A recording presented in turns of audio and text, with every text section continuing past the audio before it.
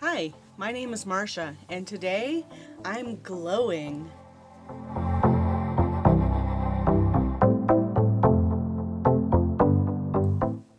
As most of you know, if you've seen my videos before, I have been on a health journey to improve my overall health, and with that comes self-care. Hi, Lily. Self-care refers to everything. Taking care of your body, your mind, your spirit, everything, and that includes your skin. So if you guys have been watching any of my videos from the beginning, one of my first appointments with my doctor, you know, oh, my cat is rubbing on the tripod. One of the first appointments I had with my doctor, I was diagnosed with rosacea. It was one of the many things that I was diagnosed with, and rosacea on my face. I've always had lots of redness. I'm going to zoom you in a little bit here, because if you look, I do have makeup on, but if you look like right here, you can actually see some of the blood vessels that are really close to the surface of my skin. And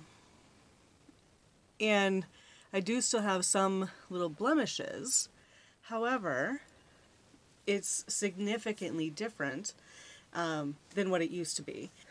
One of the things I was prescribed for my rosacea was this, and metronidazole gel 1%. I tried using this for a week or two, and honestly it was just so painful to use. I would put it on and it felt like I was putting like an acid scrub on my face. I mentioned it to my doctor, and he suggested that I keep going with it, that the more I use it, my skin would, you know, get better. I couldn't do it, so I stopped using it. What I did do is I really started concentrating on washing my face with cleaners that are good for really sensitive skin. My skin is so sensitive that I'm allergic to almost every single sunblock. I'm allergic to the sun. And with the rosacea and everything, I always had red blotchiness and some blemishes and stuff, and it was so bad that for a couple years I didn't wear any makeup because it was just making it that much worse. So I kind of suffered through and said, this is as good as it's gonna get. So I'm going to show you guys what my evening skincare routine is. I've been wearing makeup all day, so I'm going to show you what I use to remove the makeup and the products that I use as far as moisturizers and stuff like that. So let's go to the bathroom.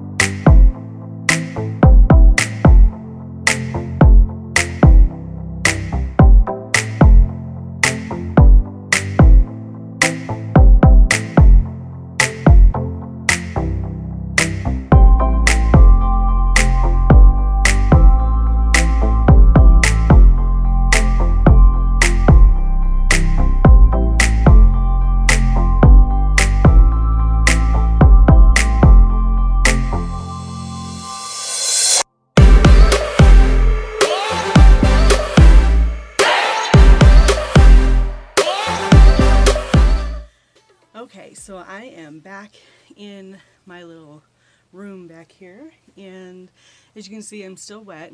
I don't towel dry my face once I've rinsed off the cleaners, but let me show you my skin now. So there is a little bit of redness still. As I mentioned, I do have a little blemish there, but right there is one of those broken capillaries. There's some more right through here where you can actually see the blood vessels that are really close to the surface of my skin. So now that my face is clean, I use this Juice Beauty brightening eye cream to moisturize.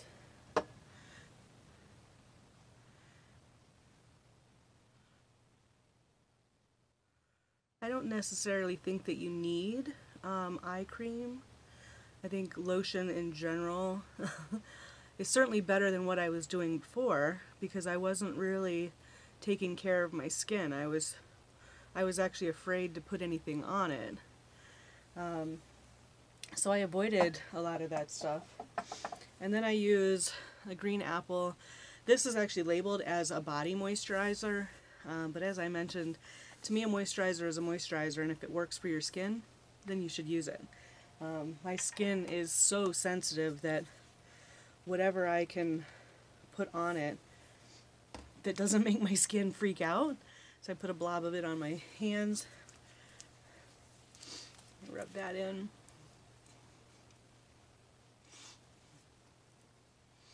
Get down my neck and onto my chest.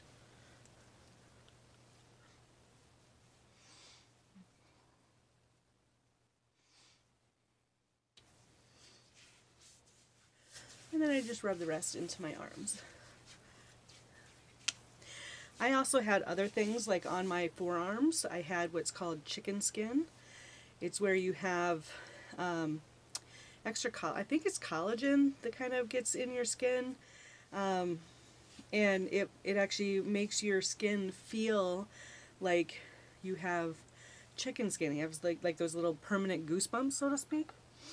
So I started doing some dry brushing, and I helped to exfoliate all that skin and the buildup of, I don't know, sebum or whatever.